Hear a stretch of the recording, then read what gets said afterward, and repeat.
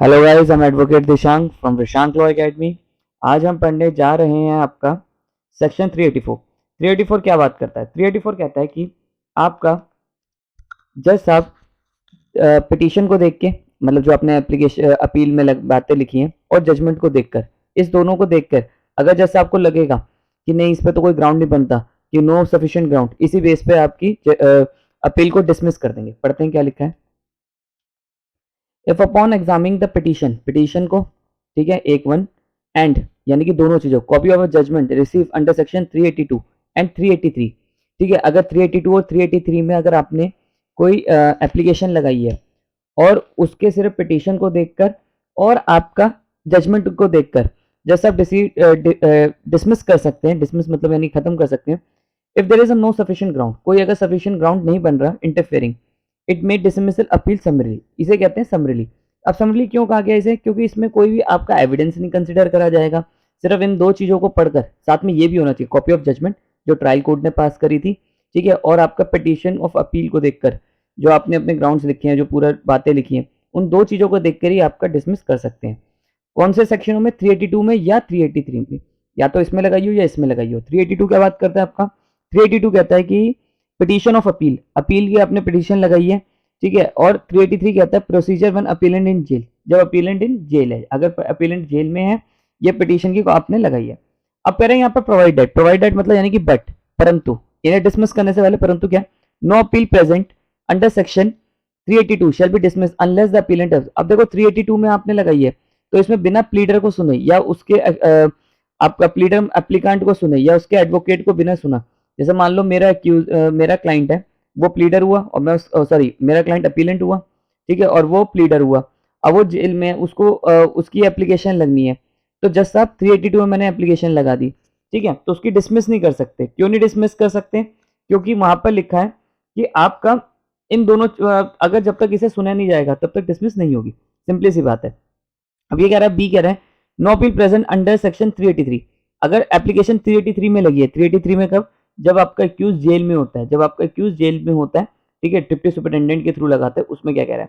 No appeal present under section 383 shall be dismiss, आपकी appeal dismiss नहीं करी जाएगी अगर 383 में लगी है, एक्सेप्ट, जहां लिखा है आफ्टर गिवन अपीलेंट रीजनेबल, यहाँ पर भी वो बात लिखा है कि जब तक उसके या उसके वकील को अच्छे से सुन लिया जाता तब तक उसे अपॉर्चुनिटी दी जाएगी सुनने की। being heard in support of them unless appellant court, अब appellant court यहाँ पर अगर MM कोर्ट है, ठीक है, तो अपीलेंट कोर्ट, अगर ट्रायल कोर्ट MM है तो आपका अपीलेंट कोर्ट हुई कोर्ट ऑफ सेशन, और अगर कोर्ट ऑफ सेशन है तो आपका कौन हुई? High court.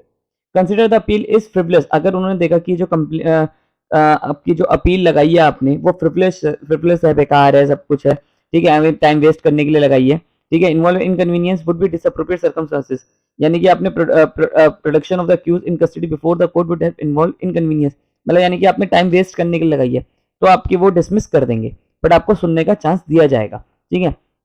मतलब ये इसलिए लगाया कि आपने, अब जो अपीलेंट है उसने इसलिए लगाई है कि टाइम वेस्ट करने के लिए, या फिर प्लस है कि वो ग्राउंड नहीं, सर पैर की बात है।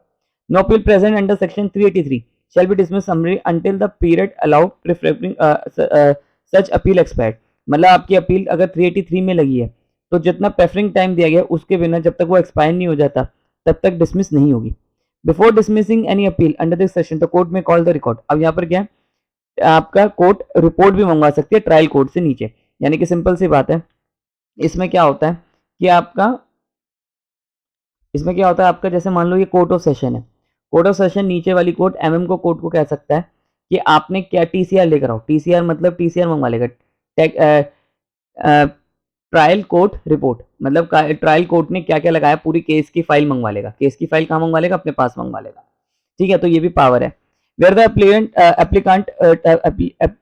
appellant court dismissing any appeal under this section is a court of session or chief judicial magistrate, it shall record, अगर मान लो यहाँ पर कोर्ट ऑफ सेशन और चीफ जुडिशियल मैजिस्ट्रेट की कोर्ट है, ठीक है, अपील डिसाइड करने के लिए, तो it shall be record it reason for doing, तो वहां पर रीजन लिखा जाएगा कि इसलिए हम इसकी अपील जो है वो डिसमिस कर रहे हैं। तो सिंपल सी बात है, अगर पर डिसमिस किन सूरतों में नहीं होगी? जब तक आपका अपीलेंट को सुन ना लाए, जब तक अपीलेंट को सुन नहीं लिया जाएगा, ठीक है, जो लगा रहा है आपकी, तब तक वो डिसमिस नहीं होगी। When an appeal present under section 383, 383 में क्या था, accused जब आपका जेल में था, has been dismissed summarily under this section and the appellant court finds another petition of appeal duly present under section 382, on this behalf the same appellant has not been considered by it the court more. मान लो एक ही ने आपका 382 में भी लगा दी और 383 में भी लगा दी, ठीक है। Anything contain in 393 if satisfied is necessary interest of justice, तब तक नहीं सुना जाएगा जब तक आप डिस्पोज नहीं करा जाएगा, जब तक उसे नेसेसरी ना बन जाए। यानी कि देखो 382 क्या कहता है, इसमें लिखा हुआ है कि every appeal shall be made in the form of writing, यानी कि राइटिंग में होनी चाहिए। इसमें सारी अगर आप देखो तो आपका 382 की जो बात कर रहा है वो आपका सारी अपील की बात कर रहा है, जितनी भी appeal A to Z appeal होगी। कैसे? क्योंकि 382 आपका जनरल बात दे गई है कि जितनी भी अपील होगी वो आपका राइटिंग में जाएगी। तो इस हिसाब से देखा जाए अगर अपील आपकी 378 में जाती है तो भी आपका समरी डिसाइडेड हो सकती है। अगर 375 में गई, 376 में गई, 379 में गई, किसी में भी गई तो आपका सारा कुछ समरी डिसाइडेड हो सकता है। मतलब जज आपकी बात को सुने बिना ही, मतलब सिर्फ इन दो चीजों को एग्जामिन करके आपकी अपील को डिसमिस भी कर सकता है। तो सिंपली ये बात थी। आई होप आपको मेरी वीडियो पसंद आई। वीडियो पसंद आई तो चैनल को सब्सक्राइब करिए।